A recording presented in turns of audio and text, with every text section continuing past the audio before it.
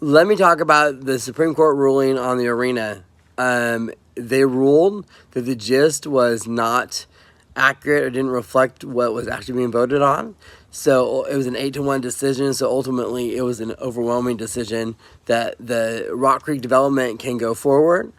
Let me give you a couple thoughts on this because I've kind of gone back and forth a little bit. Yes, I was pro the development to see because I thought it would be kind of a marquee thing for us. So that was important. But then I also, I understand the difficulties that people have because you look at the first section and it was oversold by a lot. Like, I mean, they were telling us all these things that were happening, and at the time, the market was not ready for that, and there was a big, interesting situation going on. So I agree with that. I do think that they did not roll it out very well. They did not go to the Downtown Business Association first. They should have.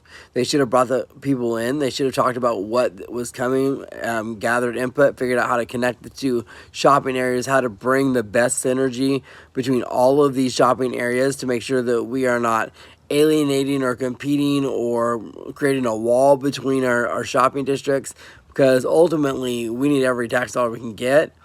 I also want to put out there one of the requirements of the TIF, just so that we're clear, is that the school will get their tax money, and it does not change any of the things that are automatically taken for city, like city fees and city things. Those things still come out. I mean, even though there's the other tax dollars are reinvested in the district. I also want to remind everybody that the first TIF areas we paid off in half the time. We had like a 25-year note, and we did it in like 12 and a half years. So, I mean, and understand that that first district gets like 6 million visitors a year. So I don't think we're going to get less visitors. I mean, so ultimately, how do we maximize what they spend in the areas that we are already making money on? And then as this new district comes online, and then what does it do? That how can we make that district say, oh, by the way, jump a car, jump whatever, and get that running up and down that new road, the new James Garner, so that we have an automatic drop off in downtown, and make sure that we are really synergizing so that we can maximize our sales tax benefits, because we're going to need it, because our city is not growing slow.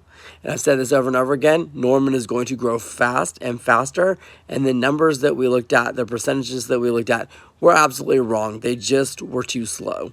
And I think that that's something we need to keep in mind. So I don't know. We'll see, and we'll see how it goes.